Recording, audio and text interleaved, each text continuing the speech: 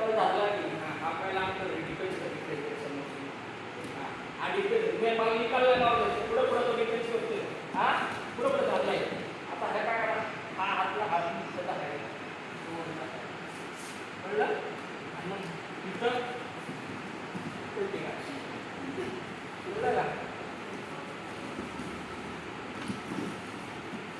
निकाल पकडलं त्याला आणि मग तो लगेच पळायची डिफेन्स पुढं काय नाव द्यायचं आपण काय काय करायला पटकन हा आलेला इथं आलेला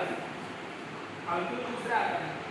आणि मग मान दाबायची फक्त आणि आपलं जवळ आहे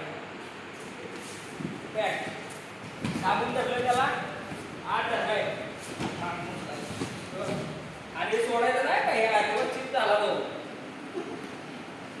पकडलेली हाताची पकड सोडायची नाही.